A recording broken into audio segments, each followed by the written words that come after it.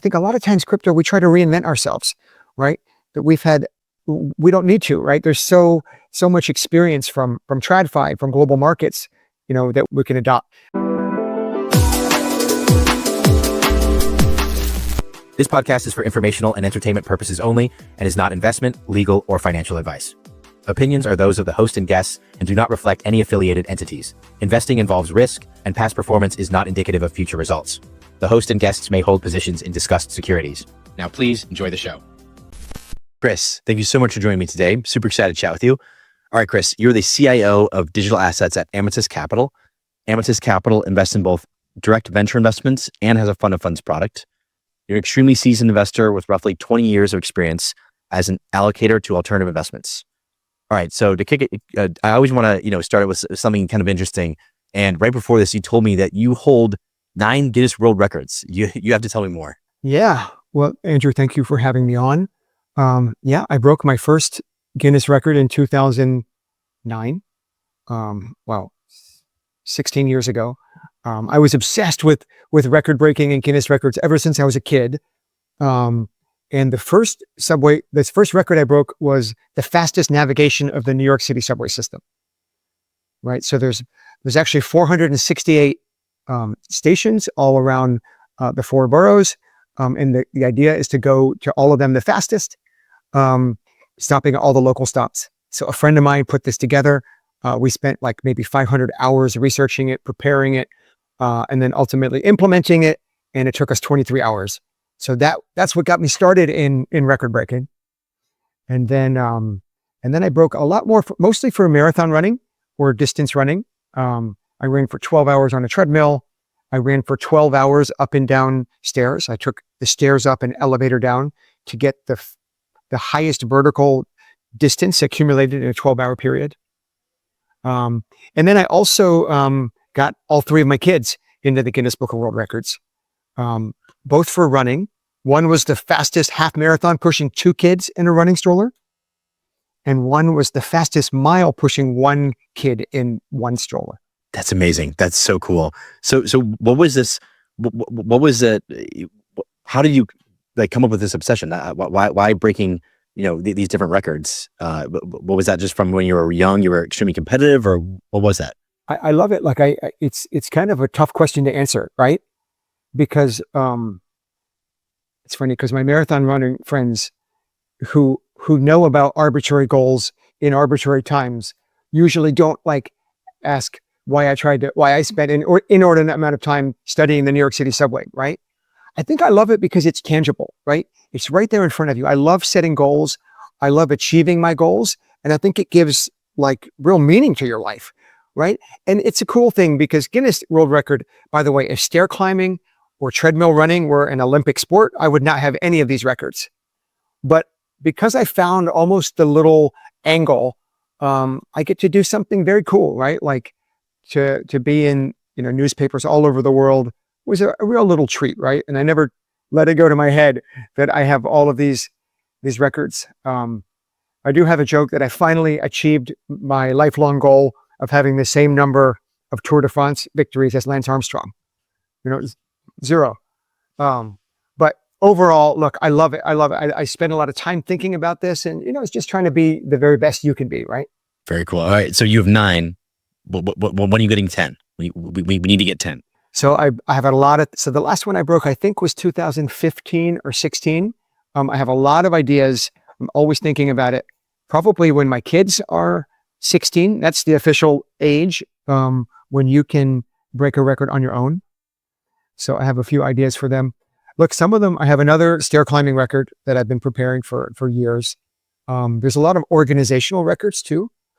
I love the one of the fastest navigation of the New York City subway system because first of all, I live in New York. It's very relatable to me. I don't have a car. I love the subway system. I'm a big fan of public transportation all around the world. And so one I've been working on embarrassingly for 15 years is the most countries visited by public transportation in 24 hours. So actually, when I got ChatGPT at first, they said, oh, ChatGPT can understand everything and read different languages. So I tried it and it was a failure.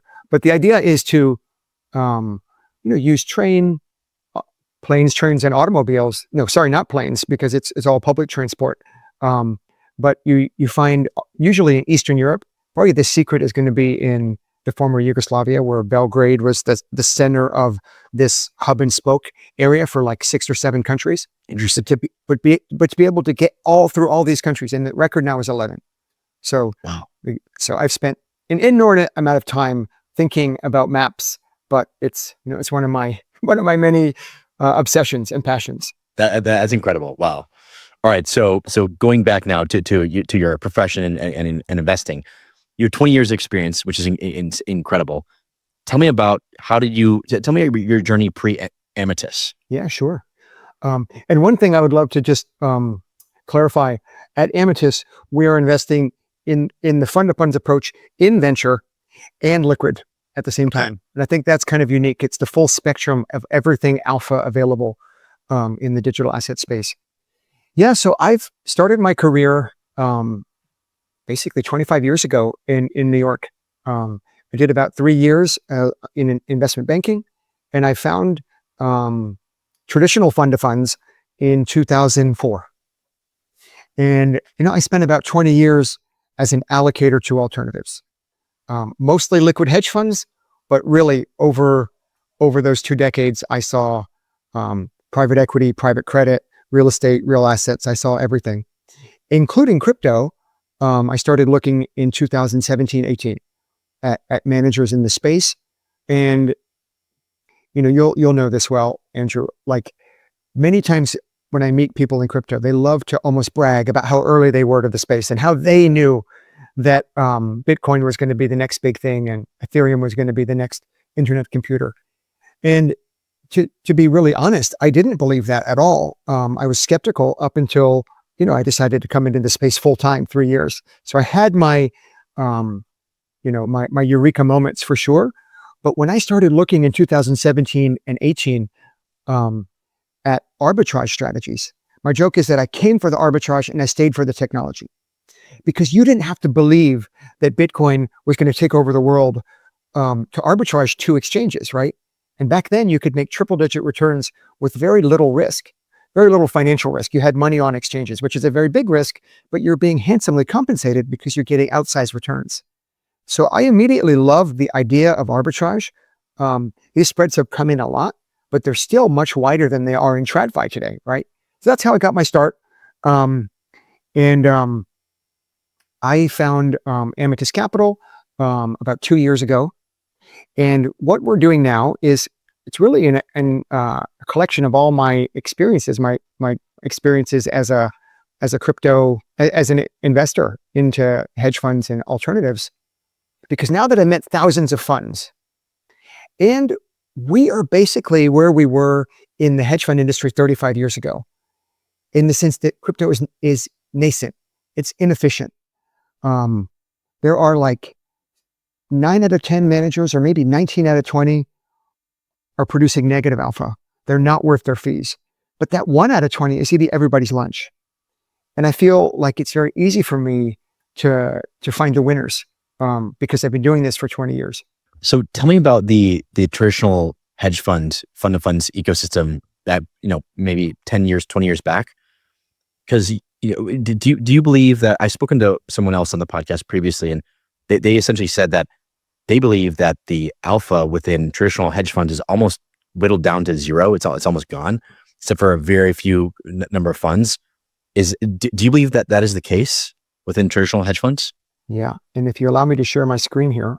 Yeah, totally. So Andrew, this is like a great chart. This chart on the right here is exactly what you're talking about and thinking about. What this chart is it's HFRI returns, basically hedge fund returns minus equity beta. So the residual is the alpha. And you can see in the early 90s, there was considerable alpha. And over here, I say, look at that, just $40 million of AUM, 127 managers, back 35 years ago. And alpha was off the charts. And the reason alpha was up 20%, the classic trade in the early 90s was convertible bond arbitrage. You can buy the convert, you can short the equity, you can short the bond at interest rate, you can buy CDS protection. You're left with that cheap implied volatility. So you have like bond downside and equity upside. So these guys would make money hand over fist. And this is how Citadel, for example, this is how Ken Griffin got started trading in his dorm room, this strategy. But then as the entrants came in, alpha, the net alpha goes down. And this is when I started at a firm called Cliffwater. Like my 11 years as a hedge fund consultant started right here when the net alpha turned negative. So for this decade, from 2011 to 2022, I was covering hedge funds, and it was very hard to defend because if you remember in the post 2008 financial crisis, that period, it was just equities and the 60-40 portfolio were up to the right. You didn't need any diversification, but behind the scenes, you can see that the hedge funds were actually just being very, very crowded. So the point I'm trying to make here, crypto is here today. What's exciting to me is that where we are right now in 2024 is where the hedge fund industry was in 1990. You've got only, less than 100 billion of AUM. Alpha is still plentiful. The competition is still largely retail, right? Perps exchanges all over are basically retail with a penchant for leverage. So it's really exciting for me to feel like I can almost reinvent myself because at the same time, remember in the hedge fund industry, you don't need manager number 100 or 200 because the big pass-through managers like Millennium and Citadel and Balyasny and Schoenfeld and Paloma, these guys are all the best of the best. And they've hoovered up the 1,000 best traders. 20 years ago, I used to try to find these guys diamonds in the rough. And now they're all in this pass-through structure. It makes it very, very hard. It's like an access game now. Who can get access to these big multi-strat hedge funds? Whereas I feel like I can turn back the clock here because I'm doing some of the same analysis I was doing 20 years ago, looking at alpha versus beta versus all these managers. And to be honest, I don't see a lot of people really talking about that, really talking about separating the alpha from the beta and being able to really show what is a good manager. Okay, so to level set on the digital asset side, alpha is outperforming Bitcoin, or what is the benchmark? Yeah, it's a great question. I think the benchmark should be Bitcoin. Okay. I gave a somewhat provocative talk at AMA 2 weeks ago, and I led with a spicy take that not a single directional crypto fund has outperformed Bitcoin over the past 5 years. If you've launched within the past 5 years, you simply are underperforming. And I know all of the pros and cons of this type of argument, like some of the best feedback would be, well, in equities, you don't compare everything to NVIDIA, right? You need to compare it to a diversified benchmark. And of course, all the managers want to compare it to a benchmark because they have a chance of beating the CCI 30 or the CoinDesk 20 or the Bitwise 10. They have a chance. No one can beat the King asset right now. So I compare it in crypto. I compare all of my funds to 4 different benchmarks. Bitcoin in my mind is the most important, but then there's Ethereum, Solana, and an altcoin index. Because remember, especially now that I'm working at a family office, I really think about trying to make money. And it's different than my whole career of not losing money on behalf of institutions, right? You have to lean into the volatility. And if the best idea truly is to set it and forget it and invest in IBIT, because I think that's going to beat everything for the next 5 years or 10 years, then maybe that's what family offices should do. And that's what they do, right? They don't get extra points for complexity. Whereas in institutional investment, that happens a lot. Like state public pension plans say at the beginning of the year, we have 10% to equities, 10% to hedge funds, 10% to real estate. And then the analysts are tasked with sourcing the very best from the bottoms up. I'm thinking about the top down right now. And if my very best idea is to be long Bitcoin, then maybe that's my proposal, right? Why is the complexity encouraged? Is it because they're basically justifying their own existence? They're saying, hey, well, I'm important and I'm trying to do all these things. Therefore, if you just say, hey, we should just do IBIT, it's like, okay, why do we need you? Versus if you're saying, hey, we got 10 different strategies. Totally. Well, this is the existential question of all investment management, right? Like think about this stat. There are 50,000 publicly traded equities in the world. Just 50,000, when you add up every single country in the world. But when you package them together, there are 3 million benchmarks for equities. 3 million.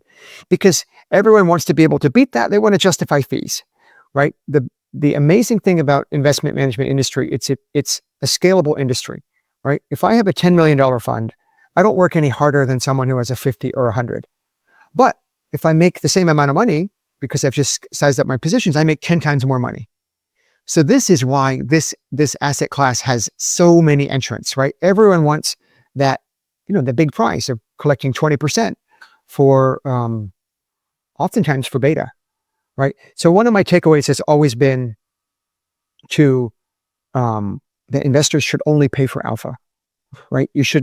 I shouldn't pay a manager, for example, who is invested in Bitcoin and Solana, because on a look-through basis, these are commoditized betas that I could get elsewhere for very cheap. Do you expect, it's a tough, if you gathered all the LPs together, I'm sure they would love that. Like, I only want to pay for alpha. Why would I pay for beta? Do you think, has there been any movement on that towards LPs getting together and saying, hey guys, we're going to band together and go at this and just say, we're only going to pay for alpha going forward? So this has been, I've been trying to do this for 20 years as an institutional consultant. And for the most part, this falls on deaf ears, right? Because there's so many people in different parts of the ecosystem that are,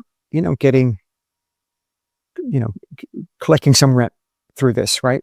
But there's one fund, Outerlands, run by Colin Jones. So I'm very impressed. They have a Bitcoin hurdle. But of the other, almost 700 managers I've met, they're happy to try to take 20% off of a strategy that's largely correlated to Bitcoin. And I understand why they would want to, right? Like, imagine two different funds, one that makes 100% because it's long risk assets, crypto risk assets, and one that does all the hard work of producing an alpha engine and being long short and doing acute arbitrage. They get 20% of performance fees. That's the deal that LPs and GPs have. So if you could take 20% of 100, you make $20. If you do all the hard work and you only make $20, even though it was pure alpha, you're still making only $4. So it's very clear the incentive structure for GPs to be long biased. Now, I think your next question might be this, and maybe I'll jump the gun here. Like, eventually, Bitcoin can't go up 10x. And when that time comes in, 5 years from now or 10 years from now, when Bitcoin truly has, arrived at the market cap of gold, for example, something like that, there are going to be other protocols that go to $1 trillion. And my prediction is eventually we'll see 10 $1 trillion protocols. Right now we just have Bitcoin, which is 2 trillion, but the next one is Ethereum, just at 200 billion, right? It's not even close to being a trillion. So the game for all of my token pickers is to not be invested in assets number 1, 2, and 3. Like, that's pretty well decided for right now. But who is going to be number 4 through 10 in 10 years from now? That's the big play, because some of those assets maybe haven't even been, produced yet. And many of them are probably hidden in that, top 500. Just imagine the multiple that you have to get. It's silly. I feel silly saying I'm looking for 1,000 X's, but that's the beautiful asymmetry of crypto, because that's what we've seen for the past, 15 years. And I think it will continue. That's what we'll see for the next 15 years as well. Going back to this chart of this alpha condensing within the hedge fund world, what was this, like 15 years? I actually can't read the numbers at the bottom, but 20 years we'll call it. Yeah. Do you expect the time frame to be condensed within the world of digital assets? Do you expect there to be it to be alpha rich for 10 years versus 20 years because, more competition, more openness, less barriers to entry? I don't know. Just, do you expect that timeline to condense? Absolutely. So the x-axis starts in 1990, because this is a 36-month rolling average to smooth out some some volatility here. So this is 35 years. Everything is happening on a incredible time frame.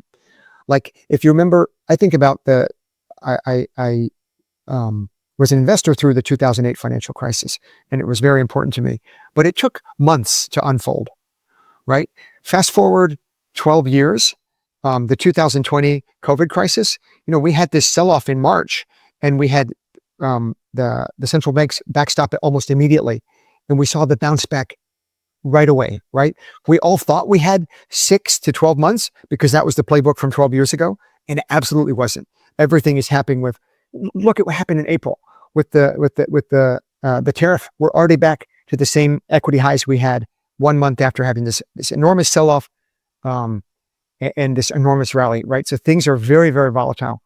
I think, look, we're already hearing about big entrants like Citadel coming into the space.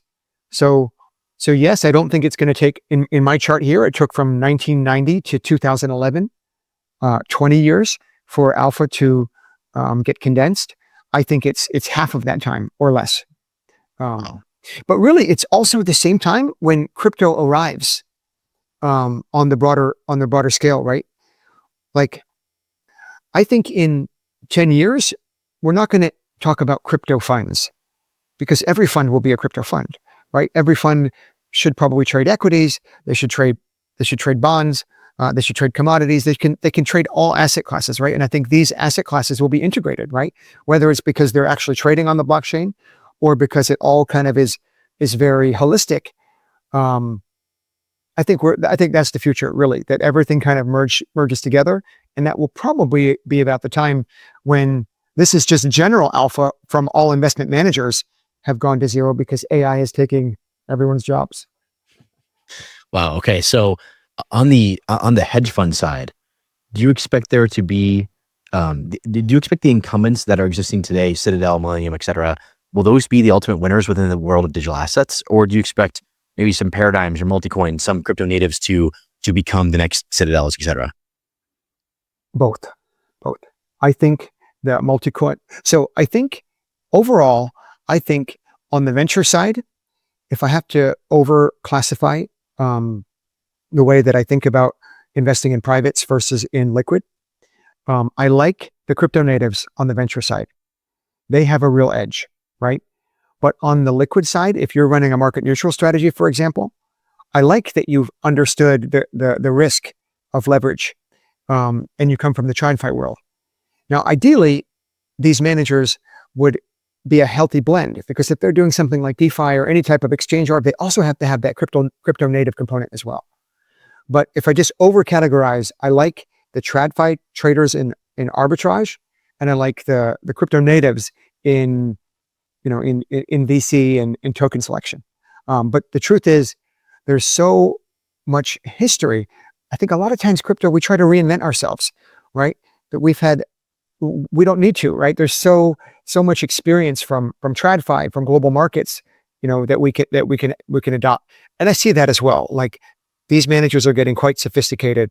So long story short, the most sophisticated arbitrageurs, I think, ultimately will probably be the winners because they simply take over. They just buy out, a small little $50 million, $200 million fund. That's a drop in the bucket for some of these big guys. So when you were considering Amitis, the strategy, the fund of fund strategy, how did you land on venture and, I guess, hedge fund or liquid, we'll call it, or I'm not really sure the terminology you use. And then also, there's what type of venture and what type of hedge fund / liquid strategy, because there's, early stage, there's growth, there's, and then on the, hedge fund side, there's 20 different strategies you could choose there. So could you kind of break down these categories for me? Yeah, I think this lays it out pretty well. And this is the consultant in me that wants to over categorize, everything into a cute bucket, because in reality, sometimes nothing fits into a cute bucket. But look, just to make some simple observations here, there has been roughly $100 billion raised in crypto asset management over the past 15 years. 80% of that or so has gone into venture. only 20% has gone into the liquid side. So roughly 4 times as much money has been raised in privates versus in liquid funds. And the reason for this probably is that people like to hide their mark to market in these closed-ended 10-year vehicles, right? You don't have to explain to your board why you're down 50% this week in a liquid fund. If you think about the current equity markets for asset management, venture is maybe half or a third of the size of liquid hedge funds. So I think over the next decade, we see more and more money going into liquid markets as investors get more comfortable with the volatility, comfortable with the asset class. So what I love to do, so my idea for the fund-to-fund product is simply that I know that blockchain technology is going to win, but I truly don't know how it's going to win, right? There are some specialist funds that just do deep in, right? They're just doing AI. They're just doing infrastructure. They're just doing crypto gaming.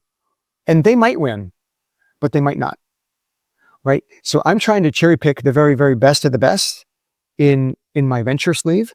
That's more sector focused. So in venture, I have 3 main verticals that I think about. Sector focused, like infrastructure or just payments. Stablecoins is what everyone's talking about right now. We're talking about stablecoin summer, right? 2025 will be stablecoin summer. So real world assets, all of these, et cetera. So I want all of these exposures because, again, we're looking for that diamond in the rough. We're looking for that $1 trillion. If you can find the 1 trillion from a $10 million valuation, even if that's the smallest, basis point in your portfolio, this is an outsized portfolio, right? And that's what's so exciting about crypto. There's big asymmetry.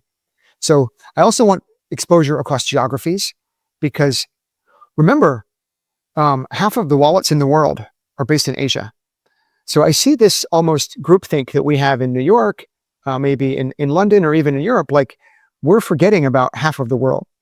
And on my team, I have 2 Chinese speaking analysts who are fantastic, who are helping with this, right? I think you have to have that. And of course, ecosystem geography diversification as well. Much better than me, but like Ethereum and Solana, maybe, if I have a crystal ball and I tell you, Andrew, in 10 years, it's neither of them. It was Sui and Aptos. And you're like, oh man, that was it. But imagine if you're building a VC fund on top of EVM and it's no longer important in 10 years. They become the Betamax of a VHS world. So I think a lot about that. And that's how I'm trying to have exposure to about 10 different VCs. And then from the top-down perspective within the little VC sleeve, I want all these different factors while I'm trying to pick the very, very best managers. And for these VCs, they're primarily early stage. I would imagine there's little to no growth stage, right? Growth stage, I think is, will you tell me, is growth stage really exist yet in crypto? Like there's Dan Tapiero with his entity and that crew. So they're doing great work. Totally.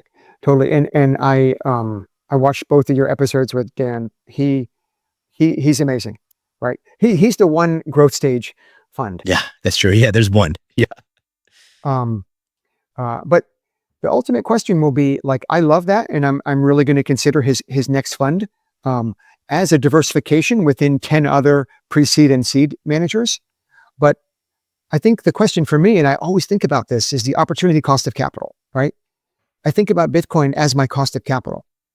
So if you think, where is Bitcoin going to be in 10 years? And it's going to be at 500K. That's a 5X. And if that's your VC fund's target, base case target, it's a hard hurdle. You're locking your money up for that. If you need that diversification and you want that diversification, then I think it makes sense. But that's why the VC bucket is actually my smallest bucket of these 3, because I think the opportunity right now is in liquid. Do you think that is just the sign of, this current era? And I know, we're not talking about, there's not a lot of data within crypto to say that, it's basically like we had 17, 18, 19, I'd say till 21, where venture ruled within digital assets. And then Now, since 21, 22, beyond, it's really been more on the hedge fund liquid side. That's not enough data to really. So I guess I'm asking, why are you so confident that going forward for the next 5 years, we'll call it, that liquid is going to outperform VC? So my confidence interval is actually even higher to think that Bitcoin plus alpha will outperform it all. So if you want to know my actual view here, is that liquid market neutral, investing in beta plus, almost like a portable alpha onto BTC. Because, there's a lot of managers, as I showed, that were making 20% alpha. And that's usually my starting point for considering managers. I have now in my database almost 350 manager returns. And I've met many more, but many of them are VC funds. Many of them don't share the track record. So I've been able to actually look at actual returns, and most of them have negative alpha. And the positive ones, that's my starting point. Like quantitatively, like only look at what you've seen is really good. So if you can make 20% Bitcoin on Bitcoin, I think that's a really powerful proposition, because you get that 5x over 10 years. And if they can make 20%, it magnifies that by 3 or 4x, right? These numbers are silly, talking about 3 or 4 times 5x, right? But if you can find 20% BTC on BTC, and BTC goes up 5x, you're up 20x in 10 years from now. And you did it in a liquid portfolio, and you didn't have to take this illiquidity risk and lock up your money for 10 years in a complicated structure and pay 2 and 20 for private beta. But I have to say that I still want the diversification, because there's still that edge that a lot of these managers have. So a smaller sleeve almost has to, if you want full diversification in crypto, you have to be in venture as well. But right now, for me, I'm thinking it's like less than 20%. It's a call option though. It's a call option on everything else. Totally. Okay. So I think you mentioned previously, and I could have gotten this wrong, but this bucket here, fundamentals, the folks that you are less excited about are the fundamental token pickers, the long bias token pickers right now. Is that the category within the liquid hedge fund side that you're less bullish on? Well, of course, this chart is quite cute. I would say that of these 5 sub buckets, like this fundamental bucket is by far the biggest one. Right. So that's 90%. 90% of the managers fall into this. They're long bias token pickers. So I shouldn't say that I'm less bullish. I still have 20% of my portfolio in this bucket. But unfortunately, the macro headwinds this year have been so catastrophic for crypto that these guys are down, 20, 30%, and they're very good. They like outperformed. I see managers down 50 to 80 for the first quarter. So I love them, but I think of them as a call option. I definitely don't like them if on a look-through basis, they're 50% in Bitcoin and 30% in Solana. Like that doesn't really, I don't want to pay 20% for that. Best practices for me is for them to be 100% long biased. But when they go into cash can be Bitcoin. If temporarily they're in Bitcoin or Solana as a beta play because they don't want to, underperform the market, I think that's the best way to do it. Because if you miss the rip in November 2024, and you don't catch your upside, like that's your one time to shine, right? So that's how I think about things. So I look for the managers that are investing in smaller cap tokens that have the potential to be up big. All right. So I want to play a fun little game here. You have to choose one of these categories, one of these buckets to allocate for the next 12 months. And you have to put your full portfolio in there. So 12 months, 5 years, and 10 years. You have to choose one bucket for each time period. I'm just going to categorize. Unfortunately, this is kind of an easy answer for me. And I'm going to say liquid market neutral for all 3 time periods. But I'll contextualize this. We just passed our 100th day with Trump. And we've got 1,350 days left, right? I think the one thing we know for sure, it's going to be a volatile time period. He's changing global world order. The VIX will be elevated for the next 3 years.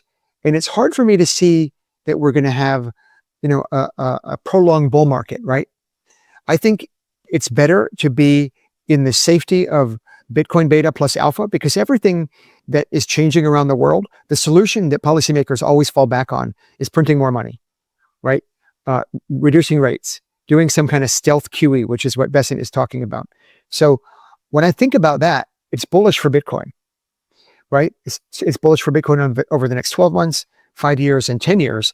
So I have to say maybe that's a cop out of an answer of sort, because if I could still, maybe I would say I would love to have the ability to dynamically change the allocation within my managers in that bucket. And that's, I think, the real edge that allocators have, like seeing when people are getting too big, when they've lost focus, when they've underperformed for too many months or quarters in a row. But in general, I think the Bitcoin plus alpha bucket will outperform the other two over the next 10 years. But let's come back in 2035 and see if I'm right. The answer is very telling. I did not expect you to say the same strategy for each, but I love your add-on of shifting different managers. So you spoke briefly of the size. What is the ideal portfolio size or AUM size for the in your opinion, the ideal manager that's doing we'll call it a market neutral? Market neutral. If I go through, I would say you need to be a going concern, right? You need to, especially for a technical strategy that involves operational risk and everything overall, you need programmers, you need developers. So, truly you need at least 10 people to really have an institutional quality. And then if you back into break even, it's probably something like 50 million, right? I think that's the sweet spot for almost all of them. Because remember, like, I evaluate managers from two ways. From the investment side, are they good and are they going to make money? But number two, is their organization robust? Do they have the right incentive structures? Do they work well as a team? Like, yes, they're very smart. Yes, they have great ideas, but are they going to be around in a year? And if you're a liquid directional fund, imagine you're a $50 million liquid directional fund, and you've got 10 people, it's barely breaking even. And you're so underwater, you're not going to have any performance fees for the next year or so. It's hard to just see viability, right? Like, many of these managers are small, don't have reserves. And on the venture side, I love small funds, seed and pre-seed funds. And I think you have to be almost under 50 million for the back of the envelope math to work. If you're going to really make a 10x off of call it a $50 million fund, you have to return 500 million to clients, which means that with all the fees, it's something like another 50 or 100 million. So you have to take out 600 million out of the market. So you have to be small, 50 million. This is why these huge mega funds are going to have a really tough time, returning a cost of capital that beats Bitcoin. Yeah. So touching upon that quickly, because what we've seen in traditional venture and in crypto venture as well, and also it seems like not even venture, but just hedge funds and all PE, et cetera. It seems like the top, we'll call it 25 players in terms of AUM and basically AUM. It seems like they're hoovering up the vast majority of LP dollars right now. But really what everyone knows is that the smaller funds tend to outperform. So is it just an issue of the LPs that are at this pension or this endowment or whatnot? They have so much capital. They're like, listen, we can't really deploy to a $50 million, $100 million fund. We have to do this one that's raising $2 billion. Well, there's an analog to the hedge fund world for this exact same story. For the last, I would call it 15 years, all of the marginal dollar into hedge funds was going to the big guys. And it may even be more pronounced than in crypto today. Like, you just look at the size of the big managers, they're just getting bigger and bigger. And the old joke is you never get fired for recommending IBM or, recommending Millennium. The one thing that's not so clear to me is that all small managers outperform all big managers, right? The reason they're a big manager is because they did it right. They have an institutional process. It's a repeatable process. They have risk management. They have quality people. So there's a survivorship bias of the best of the best. You kind of, if sight unseen, if you ask me, should I invest in a big manager with large AUM with a lot of people, I would say yes. I don't know who these guys are. The small guys, you really have to trust them. So this is cool. This is why I came into this asset class, because I feel like I can really make a difference, because I'd like to think that I can select those small teams that are head and shoulders above the rest. I think I mentioned 19 out of 20 managers I meet are kind of unimpressive. And 1 out of 20 is really impressive. Very cool. Okay. So how are you sourcing these different firms? And then also, what does your diligence process look like? Yeah, sure. So the good and the bad thing about sourcing in crypto hedge fund world now is that there's no centralized database. There is no single source of truth. There is no built up prime brokerage and cap intro teams to rely on. 5 years ago, when I was still in TradFi crypto, I would easily, if I was interested in knowing the league table for the top 20 long short equity tech managers, I could email my contacts at Bank of America and Citi and JP Morgan and Goldman, and they would send me back this beautiful spreadsheet within the hour, and I would have everyone I needed to know. And here we're really piecing this together ad hoc. The good thing is now that I've been in this space for 3 years, and my team has been in it even longer, we get a lot of inbound inquiries as well. What's been fascinating to me is when I thought I know just about every name in crypto, there's a whole new world of Chinese-focused managers that are running like $100 million SMAs with very good track records, very impressive returns. And this is the whole new world. I was in Dubai last week at Token 2049 and went to a couple cocktail parties and just was impressed about how much I didn't know about this whole other set of the world. So I'm sourcing it everywhere. If you have names, I would love to hear them. I'm meeting about 1 to 2 managers every day. So this year alone, I've seen easily over 100. I had 3 or 4 this morning before chatting to you. I love it. This is what we do, and I think you can really separate the wheat from the chaff. Yeah. So with a hedge fund, there's numbers and it's quantitative. Are there personality traits that you look at that just maybe their numbers are great? There's some personality traits that you have identified over your vast experience where you're like, oof, the numbers are good now, but I know that trait that this person has is going to cause an issue. Is there anything like that? Yeah. I mean, this is why it's more of an art than a science, right? Back in my hedge fund days, we used to say it was a big warning sign. If a manager's ever going through a divorce, take a little time out, right? Look, the personality traits that really matter the most there's a lot of them, right? I should really quantify this into like a rubric, because I'm kind of thinking through it right here. But ultimately I need to know that this is a repeatable process. That's part of the reason why I can gravitate to the market neutral, because they're doing sometimes thousands of trades a day. And you find out very, very quickly when you pay transaction costs if you're making money or not, right? But if I look at a manager whose big trade was Solana over the past 6 years, or maybe since the FTX bankruptcy, right, in the past 3 years, it's hard to know if that's repeatable. Was that luck or skill? Because everyone's smart. Everyone is impressive when you meet them. Maybe not everyone, but a lot of times they're very impressive. So you have to separate when they're doing long. So I can look quantitatively at the liquid market neutral strategies.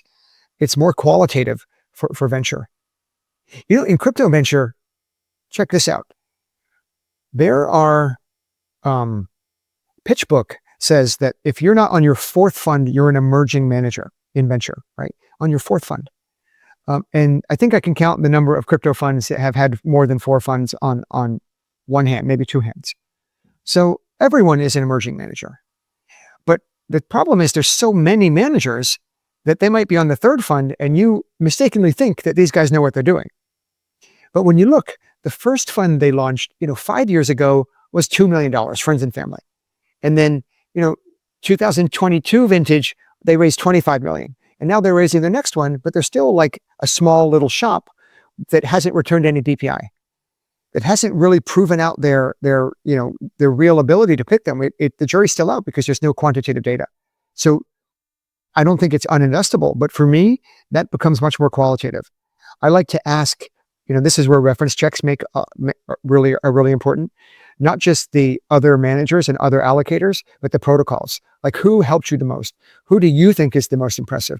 So it just being ingrained in the ecosystem, you almost have to know like specific projects and founders as well. Even though I'm not making direct investments in them, I love to talk to them to kind of pick their brain about who was a dick to them, who actually helped, who provided the most advice. It's not just about providing dollars, it's about providing, early stage advice too. Yeah, they say like a great indicator of quality is asking a founder, if you had to invest in one of your competitors, who would it be and why? Or alternatively, it's if you were asking a manager, hey, you can't manage your own funds, you have to send it to a manager, who would you give it to? So no, that's very interesting.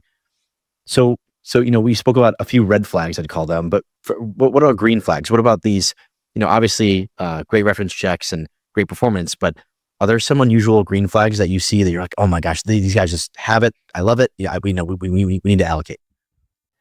Wow, unusual green flags. Well, look, I've seen it all, man. So like, it's hard to get me excited to invest. Like, there's never anything alpha is a green flag, right? That's the starting point for sure. I like to see consistency. I like to see depth of the team, right? It shouldn't just be one spokesperson. You should have redundancies in place. I like to meet everyone on the team, right? These are real partnerships. Maybe I'm old school, but like, we're the LP, it's the limited partner, and we're investing and we become partners. Because I have a very blunt instrument. I spend so much, this is the good and bad about doing the fund of funds. I can't just wake up tomorrow and say, you know what, Solana's going to beat Ethereum and I'm going to flip it around. And then, you know what, actually, BlackRock is going to tokenize $150 billion on EVM. Ethereum is actually going to really rally here. I want to be in Ethereum. Like, these are the stories that these guys are thinking about. But for me, I have a relationship with them. It would cripple their business if we redeem. So I have I have to take a more longer term view, right? And think, what do I want to do? That's why I'm taking this, 1 year view out right now, thinking about the global macro environment under the Trump tariff. And I have some, we can talk about that. I'd love to talk more about that if you're interested. But, you have to think kind of a little bit more medium term there. So yeah, so look, the green flags are a quality team. This is not fast money. This is medium money. And also, how are you assessing the risk of, because crypto is a very unique beast where we have these are custodial assets for the 99. I wouldn't say 99, for 90%. These are custodial assets, and so how are you assessing the risk when it comes to the exposure that these funds have to different exchanges and different venues where there could be some hacking or something crazy goes on there? Because I would just imagine if you're trying to look at someone's portfolio and they have, their assets spread across 10 different exchanges, that's the amount of diligence that's required just to go through each exchange there are some that are well known to be great performers, but there's lots that are still kind of iffy. How are you able to assess the risk there? For sure. So this is the biggest risk in crypto fund investing. It's not, is the alpha going to stay here? Like, the alpha is here, but the part of the embedded premia is operational risk. Like, make no doubt about that. So I absolutely know that is probably even more important than the financial risk. So a few things. I have a CPA, and I've been covering funds from both the investment and the ODD side for 20 years. But I also know that I don't know all the questions to ask when it gets into the nitty gritty of custodial omnibus wallets at Copper, Clearloop, right? Like, this is the big debate. So we outsource this as well. So I, for every single fund investment I make, I have an ODD expert do a 40-page report and I'm on all the calls with all of the managers because I want to learn too, right? Everyone is learning in this new asset class. So I think it's really, really important to do this. So on my fund, of all the funds I invest in, I aggregate all of their exposures. Where are they? So when Bybit happened, immediately we went to my report. We had a 4% exposure to Bybit. There was a big Bybit hack, 8 weeks ago, right? It's like a million years ago now. We've moved on to a million other crypto things. But that would have been a really big deal for a lot of these market neutral guys. But the point of being diversified is that, I only had 4%. It's the double-edged sword, because if one of the top 10 exchanges does get hacked, I'm going to be exposed. But at the same time, it's not a concentrated exposure. That's the calculated risk. And that's why alpha is so high. I should say that, maybe a quarter of that alpha is reserved for a rainy day, because this is crypto. Bad things will happen. I always say the edge case is the norm in crypto. Everyone's talking about the edge cases, but I'm like, that is not an edge case. That is like what's going to probably happen. All right. So you spoke briefly about the asset allocation, and you said, I believe it was 20% towards the long bias fundamental managers. Can you give us the full breakdown if you're allowed to do so? So right now I'm about 70% in liquid market neutral, 20% in liquid directional, and 10% in VC. Very cool. Okay, very cool. And in terms of geographies, you mentioned these funds in China. I guess first question is, are they based in China, or are they based in Singapore or Hong Kong? And are they even investable from your firm? Well, yes, they're based all over. Some of them are based in mainland China. Some of them are like Shanghai. We met so many. I've met my senior analyst went to Consensus in Hong Kong in February. And she came back with a list of about 12 managers, and they were all the best. Like the track records were incredible. We met a lot of them, and it was very, very hard for me to get comfort with any of them. But if you do it through an SMA, remember, you don't have the operational risk. You don't want to just give an SMA to anyone, but they can't steal your money, right? Like they only have read-only access. So I think that's the best way, from my perspective, to play this, is to think about going in some kind of SMA relationship. And remember, if you do that, you can start off small. You can start off with a smaller allocation and make sure that you like it, and they're doing what they said they were going to do on the tin, right? And then you can size up after you've watched them for a week, a month, 6 months. And looking at the venture side, I guess it's kind of hard to answer this because the feedback loops are much longer within venture versus liquid. But in your opinion, what have been the largest drivers of success for these venture managers? Is it like, they got in early into the next, Solana or Sui or whatnot, or is it more of a market, timing thing? Or they launched in 2019 and it's been a great run since then? Or what has been the greatest drivers of success? The glib answer is launching in 2016, 17, or even 18, right? But even for the managers that do have 10x to even 50x returns, if you do an analysis and you look at what Bitcoin would have done if you had put $1 to Bitcoin over, from the quarter that they launched, you're going to see again that a lot of that is just the growth of the industry, right? Over the past 4 years, any fund that launched in 2022, even 2021, I haven't seen DPI. I don't think at all. I don't think I've seen one full turn of DPI in the past 4 years. And another thing that I like to think about in venture, in traditional venture, we always talk about vintage year, right? And I actually think it probably is more important to talk about vintage quarter, right? Because if you deployed in the first quarter of 2022 before Terra Luna, Celsius, 3AC, it's much different than deploying in the fourth quarter after FTX, right? Imagine you had all that dry powder. You didn't deploy until December. You could have had your pick. If you deployed in January, you're toast, right? You're paying like probably 5x more than you would have paid just 11 months later. So these are all the little nuances that I think you can kind of bring to this asset class, having had experience investing in this in TradFi. Yeah, and you mentioned, we're talking about these kind of macro events like FTX and Luna and whatnot. These are specific to crypto, but the Trump tariffs and kind of his just style of being the president. You mentioned it's going to be likely a bit volatile just because he likes to make moves quickly. What are your thoughts going forward, and what are your thoughts just in general about Trump tariffs relating to markets? In general, I think what's going to happen. I think Trump is very much thinking about midterm elections as well, right? Midterm elections start in April.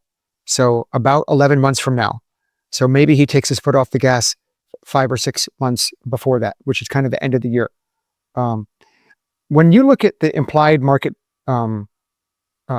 probabilities of a recession, there's about a 60% chance of a recession. If we actually had all of these tariffs, which are set to re-roll on, I think it's January 9th.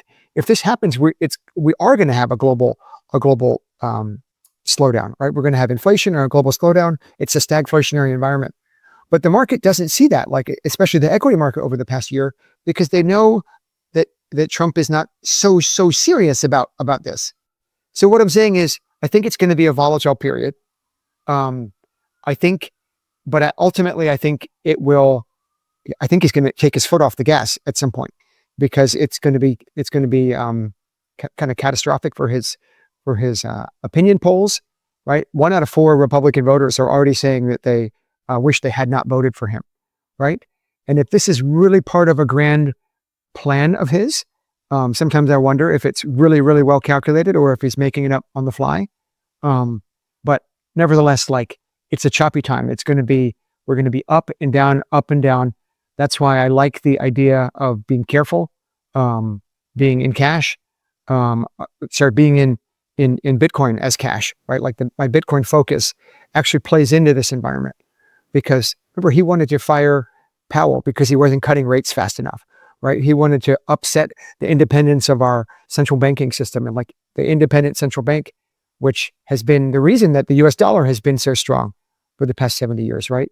So, we are going to see rate cuts. We are going to see liquidity, and this all plays up to Bitcoin as a store of value, as an anti-inflation play, as an anti-US dollar play, right? All of this is going to play. So Bitcoin will certainly be strong almost no matter what over this next next year. The question is whether we're going to see an altcoin bull market. That's the big question for me, and I think probably not. Probably not. Interesting. So, even with, let's say, we'll just pretend Bitcoin's at 100,000 right now. You think if Bitcoin goes to 150,000, there will be no outperformance of alts. You think they'll lag Bitcoin? Quantify, and clarify this. Like, I think the way that the market is structured right now, there's like 40 million tokens, right? There's no barrier to entry to launch any token, right? Remember, there's only 50,000 equities. So for that rising tide to lift all of that, they have to offset the overhang from all these low float, high FTV token unlocks as well, right? So absolutely, if and when Bitcoin goes to 150 and 200, it's going to pull up a lot of important projects that are going to be up much more than that. Because for Bitcoin from 100 to 200 is only 100%. But we'll see tokens, and the token pickers, this is why I have that 20% bucket. Those token pickers will have a field day, because they're going to find the projects that are up 200 to 500%. But it won't be just, the altcoin bull market presupposes that everything is going to go up. And I think that won't happen. When you look at like the indices that are like the total 3 index, right? Everything but Bitcoin, I don't see that just going up, because I think it's going to be dispersion. There's going to be a token pickers environment. But I don't think everything can just go up if there's too many tokens. How do you feel about team building for yourself? Because, crypto it's a very interesting sector. And I guess sometimes you want folks that have more TradFi experience. Sometimes you want folks that have more crypto experience. When you're building out your own team, how do you think about that? Yeah. So I'd like to think I'm bringing the TradFi experience. So my team, which is fantastic, they're trading DeFi. They're trading meme coins. They really, really understand the products themselves, And I like to joke that I'm a crypto expert, except when I'm talking to crypto experts, but I have a team that can back me up, right? So I think we kind of, just how I build my portfolio from the top down with the macro view and manager selection from the bottoms up, I'm kind of building this with my top down TradFi experience, and they bring the bottoms up like crypto experience. It's the same thing. Basically, we were describing this in what I look for in any fund, any successful institutionalized fund. I think you have to have a blend of both. And I guess this is not necessarily a question, the best question for you, but you would have more insight into this than myself. Are traditional institutional allocators, are they allocating to crypto? Are they looking at crypto like this is a actual, investable asset class now, whereas, previously it was kind of poison? Yeah, this is the $1 million question, the $1 billion question, right? To be honest, like first quarter was such a challenging quarter for every single asset class, including our asset class, that unfortunately, this is not what the crypto hopium world wants to hear. I was in Dubai last week, and everyone was so bullish that we're going to see institutional flows. They will come, but not just yet, in the sense that everyone is getting smart. I have a lot of friends at ENFs and public pension plans in the US, and they all have a crypto guy who is focused on this. It's not actionable yet, because remember, right now, a lot of these token funds are down 50%. Solana was down, Ethereum was down 50%. It's just too volatile, right? And I think that the next few months, I think it's hard to see an institutional investment committee doing a new allocation to something they've never done in this environment. Right now, they're trying to stem the bleeding. They're trying to look at all the underperformers in their portfolio, of which there are a lot across credit and equities and hedge funds and everything. And they're trying to see, who should we keep? They're not trying to, should we size up this, this risky asset class as a new position. So I think that's the problem. Trump has been one step forward, one step back, right? He's causing so much chaos in the markets with the tariff situation that it offsets the fact that we've made so many steps forward with SEC administration that is actually pro-crypto. Six of Trump's cabinet members hold Bitcoin directly. Just go down the line, right? We repealed SAB 121. That's a big deal for custody of assets institutionally. All of these things, if you had told me a year ago that we had a crypto president who wants to make the U.S. the crypto capital of the world, of course, you would have thought it should have ripped, and it didn't because of the headwinds. So it's really been, that one step forward, one step back. But when that clears, eventually, we'll get to institutional investment. But arguably, this is the time to get in is now before that happens. Like, when does that happen? When the dam breaks, everyone's going to catch up.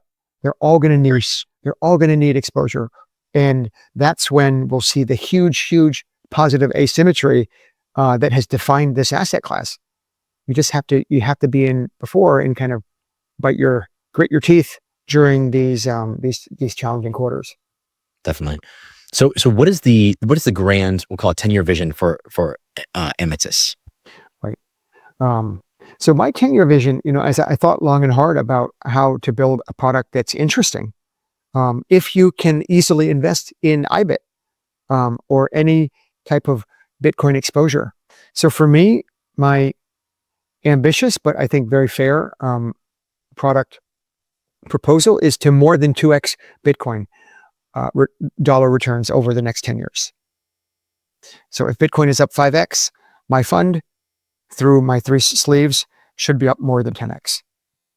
And I think it's the only, to me, that's the only investment proposition that makes sense. Because there's 2 ways if you consider that Bitcoin is our king asset, you can do one of 2 things. You can beat it on an absolute basis, or you can beat it on a risk-adjusted basis. But no one truly has told me, Chris, I love Bitcoin. I'm not scared of it at all, but I just want the volatility at 5.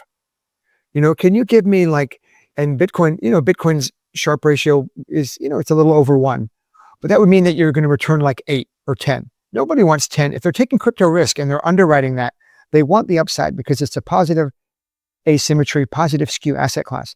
So if you think about it, that risk adjusted returns don't really make as much sense when you want all the upside of this asset class. So long story short, this is my mental process of coming to the product that I've been thinking about that's, seated and anchored by the family office, is to get them more than 2x Bitcoin. 2/3 of that is from Bitcoin plus alpha, and 1/3 of that is a call option on everything else. The crypto world is Bitcoin and everything else right now. And everything else has kind of sucked, but it won't always suck over the next decade. And that's why it's a call option, but that's why it's a smaller piece as well. So that's my thought process. That's Bitcoin 2x sounds incredible. So, sign me up. That's very, very exciting. Awesome, Chris. Well, this has been incredible, but it's time for the closing questions. All right. What is the best advice you've ever received? Look, I think for me, when I think about advice, so let me back up. The trick is that there's no trick, right? Life is all about consistency. And I kind of think of this across three different legs of the stools of my life in one sense. Like I think about my work, I think about my family and friends, and I think about my health and running and world record breaking. And these are like these are my three important pillars. So consistency at work. I love this Warren Buffett quote, that they asked him what his secret to success was. And he talks about reading 500 pages a day. And that seems, but remember, when he was reading 500 pages a day, he's reading 10Ks and Qs and annual reports. In our world, it's a little bit different. It's about committing the time to read, all the manager materials I can get. So I spend at least 2 hours every single day reading, and I'm reading on Twitter as well for at least an hour a day, for better or for worse. And for example, preparing for your podcast, I watched all 18 of your of the Angels and Allocators. You watch everything? That's insane. Oh my gosh. Everything. Yeah, I watched every single one. But that's it. Like there's no secret. It took me, 18 hours to do that. And that to me is it. Like it's about consistency. It's about just there's a phrase I hear, like the British talk about it. They say, do the donkey work, right? I don't hear that too much. I kind of like that. Maybe I could bring that back. Do the donkey work. Just kind of like, work hard here because I think about this in the sense that like, we're all so replaceable in a lot of ways. Like, how can you really, really be the best? The best way is just to consume, just to grind, right? Like every single day, I'm trying to work hard at this. So that's it. Do the donkey work. That's amazing. Wow. All right. What is a belief that you once held strongly, but have since changed your mind about? From manager selection, that if you simply back a moneymaker, this was a phrase we used to talk about, moneymakers, just back the moneymakers. And I think 20 years later, it doesn't hold anymore because you have to pick, for example, I could have picked the very best token picker and they all lost money in the quarter, right? So you have to combine that also with your portfolio construction, your idea about who will perform best in what environment, right? So I think I used to hold that more strongly. Now I think I'm blending top down and bottoms up. The second thing that I always think about is 20 years ago when I started in the industry, the idea was to have an overly concentrated portfolio. You would have something like the average fund of funds would have like 50 to 60 names. And the reason, because going back to my alpha chart, it was so easy. If you pick the good ones, they all had alpha, then no single manager could torpedo you. You couldn't get hurt. But today, because it's not quite that way, I think the magic number is, closer to 15 to 20 in a portfolio where you're taking somewhat concentrated risk, but you don't want to be diluted too much. So that's kind of an evolution of my thought process, but maybe the whole industry as well. Very cool. What would you say has been the most defining moment of your career thus far? When I started, over 20 years ago, the Asian financial crisis and LTCM from the 1998 period were still very, very top of mind for everyone. And I learned a lot from my team at the time. And then I traded, I was an allocator right through 2008. So if I had to pick one answer, it was certainly 2008. But then I had another one in the COVID crisis and the global slowdown in 2020.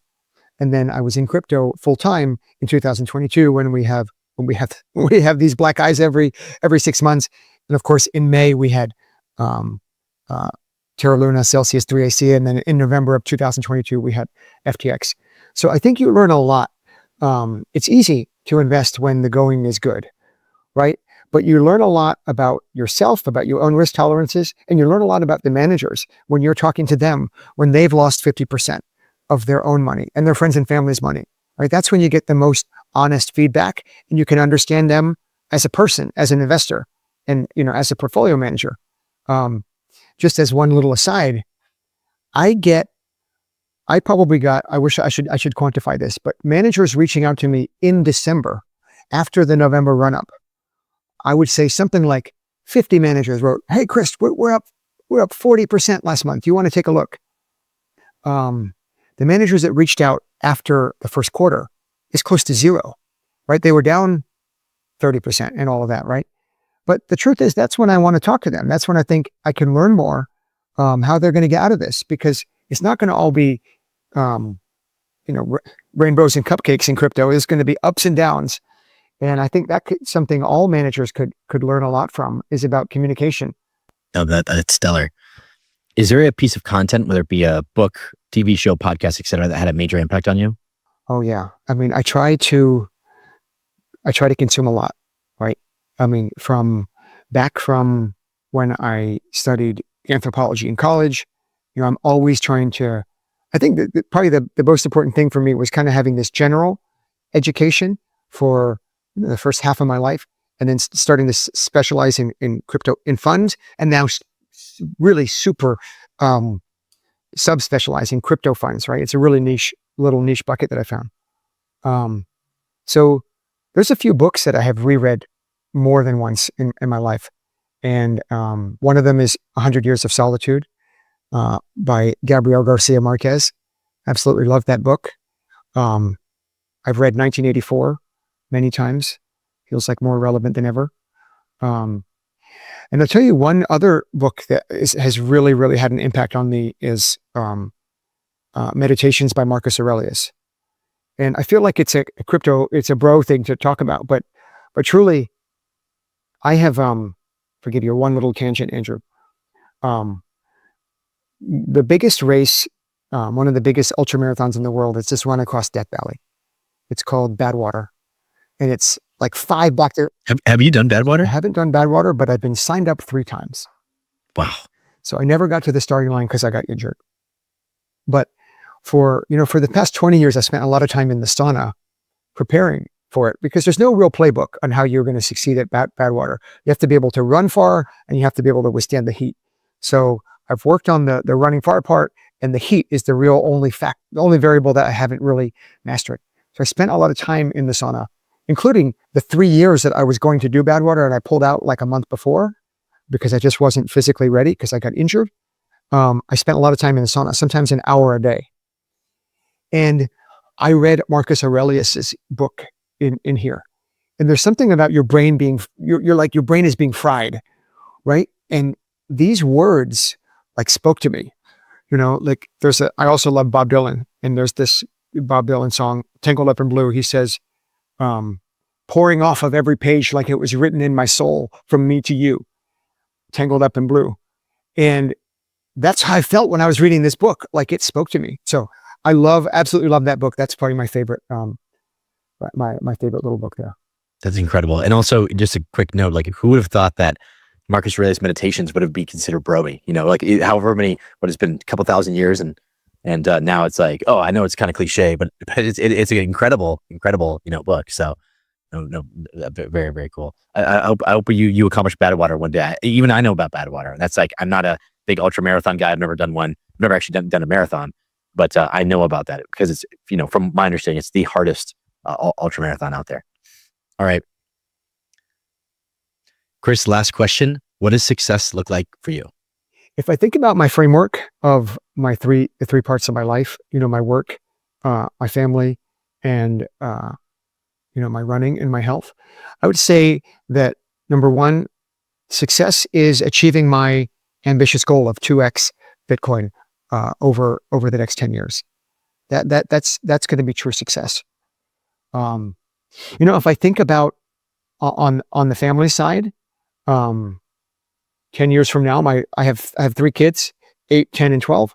My little one will be going off to college. I guess we'll be empty nesters by then. So I think a lot about this. Like, this time is really precious. These next 10 years are very important. I've read that you spend like more than 90% of the time you'll ever see your kids in the first 18 years, right? Or so the conversations you have with them are all right now. So this time is fleeting, and it's important. And then, of course, on my running side, like I have a streak at both the Boston Marathon and the New York Marathon. I've run for 21 and 22 years in a row. So I'd like to think that in 10 years, I will be at 31 in 32 years. Those are my goals. And maybe I should have started with maybe the obvious point that I hope that I'm happy, healthy, and alive, right? Because 10 years is a long time, and tomorrow's never promised. Amazing. Chris, thank you. This has been incredible. Where can people find out more about yourself and learn more about Amitis? So on Twitter, it's at acdam_fund, ACDAM_fund, and on Telegram at Solarz. Amazing. Chris, thank you so much. Appreciate it. Thank you, Andrew.